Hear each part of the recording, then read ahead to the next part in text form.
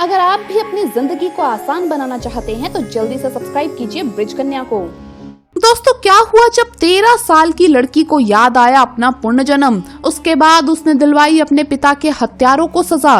इस सत्य चमत्कारी घटना को सुनने के बाद आपके भी रोंगटे खड़े हो जाएंगे। दोस्तों, वीडियो शुरू करने से पहले महादेव के सच्चे भक्त कमेंट्स में हर हर महादेव जरूर लिखे। दोस्तों, देवों के देव महादेव के लिए एक लाइक तो जरूर बनता है।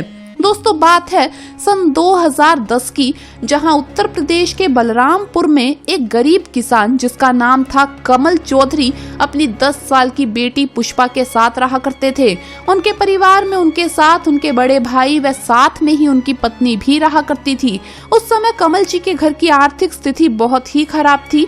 छोटी मोटी जमीन थी और उस पर खेती किया करते थे और जो भी पैसा आता कर्जदारों को दे दिया करते थे। ऐसे में उनके घर में 2 वक्त की रोटी भी बड़ी किस्मत से नसीब होती थी, परंतु उनकी महादेव में बड़ी आस्था थी। वो रोजाना महादेव मंदिर जाकर अपने लिए प्रार्थना तो मांगते ही थे, साथ ही में उनके बड़े भाई पर भी उनका बहुत दिल था। वो उनके लिए भी जरूर मांगा करते थे। ऐसे ही निरंतर दिन चलते जा रहे थे। रोजाना कमल जी खेती करते और खेती से जो भी पैसा आता वो कर्जदार रोजाना आकर ले जाता। धीरे धीरे उनका पूरा परिवार भूखमरी की हालत में पहुंच गया। परंतु एक रात्रि की बात है, जब वो अपने खेत में नहर बना रहे थे, तभी खुदाई के दौरान उन्हें ऐसा लगा कि वहाँ पर कुछ चमकीला सा है। उन्होंने थोड़ी और खुदाई की, तब उन्होंने देखा कि वहाँ तो सोने से भरा हुआ एक घड़ा है और ये देखकर उनकी आंखें चमक उठी।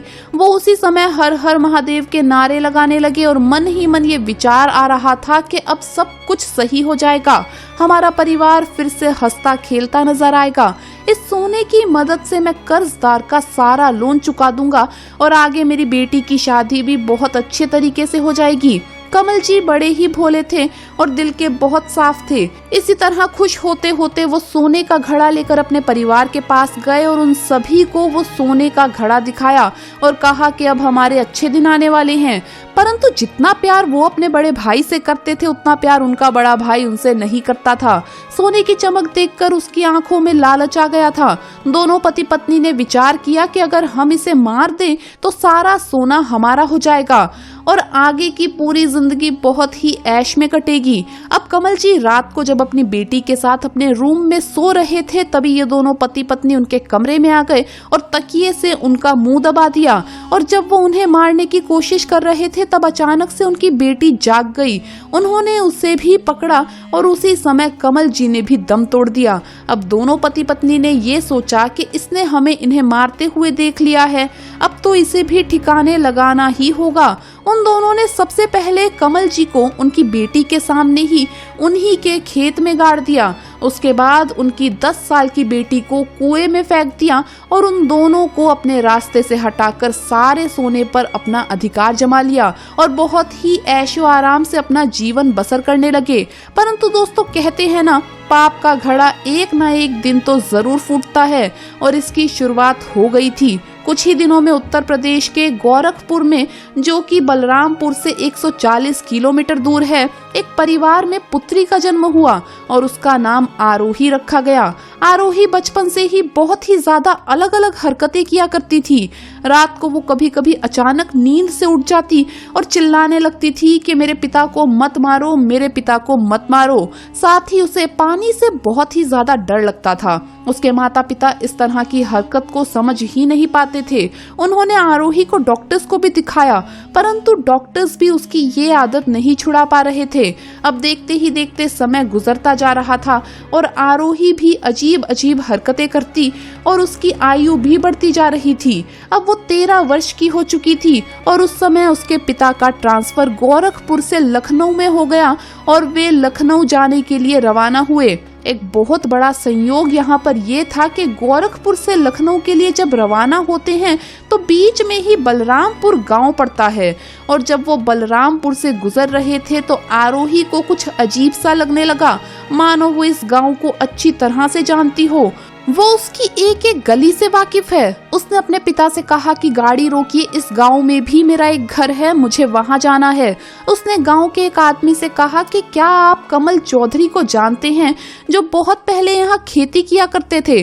फिर उस आदमी ने उन्हें कमल जी का एड्रेस दे दिया और जब आरोही अपने माता पिता के साथ कमल जी के वही पुराने घर पहुंची तो उसकी जितनी भी बची यादें थी वापस सभी आ गई थी। दरअसल आरोही के रूप में पुष्पा का ही पुनर्जन्म हुआ था ताकि वो अपने पिता के हत्यारों को सजा दिलवा सके। और उसने वहां पर देखा कि कमल जी का जो बड़ा भाई था वो बहुत ही ऐशो आराम से जिंदगी जी रहा था। उसने बंगला ले लिया, बहुत सारी गाड़ियां ले ली, परंतु वो ये बात जानती थी कि ये सब मेरे पिता का है और मैं अब इनसे ये सब छीन कर रहूंगी। उसके बाद पिछले जन्म में उसके साथ क्या क्या हुआ था ये सभी बातें उसने अपने माता पिता को बताई। उसके माता पिता सीधा उसे लेकर पुलिस स्टेशन पहुंचे और पुलिस वारंट के साथ कमल जी के बड़े भाई के घर पहुंची और ये दावा किया कि ये बच्ची कह रही है कि पिछले जन्म में तुमने उसके पिता की हत्या की थी। परंतु कमल जी के बड़े भाई ने पुलिस ऑफिसर से कहा कि क्या आप बेतुकी बातें कर रही हैं? क्या आपको नहीं पता कि कोर्ट पुनर्जन्म जैसी बातों पर नहीं विश्वास करती? परंतु पुष्पा के सामने ही इन दोनों ने कमल जी को खेत में दफनाया था। तो आरोही पुलिस को उसी स्थान पर ले गई और वहां पर खुदाई करवाना शुरू किया और उस स्थान पर 13 साल पुराने कमल जी के अवशेष मिले।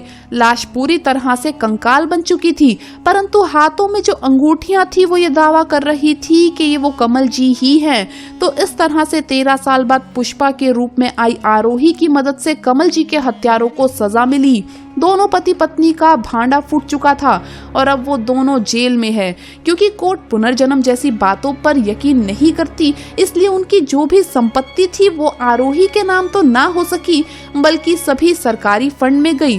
परंतु जो भी हो, महादेव के सच्चे भक्त कमल चौधरी को 13 साल बाद आरोही के रूप में न्याय जरूर मिला, उनके हत्यारों को सजा जरूर मिली। इसी बात पर आप भी कमेंट बॉक्स में जरूर लिखिए हर हर महादेव। दोस्तों, वीडियो आपको कैसा लगा कमेंट्स में जरूर बताएं। इस वीडियो को लाइक करें, अपने दोस्तों के साथ शेयर करें और हमें सब्सक्राइब करना ना भूलें। धन्यवाद दोस्तों, आपका दिन शुभ रहे। हर हर महादेव।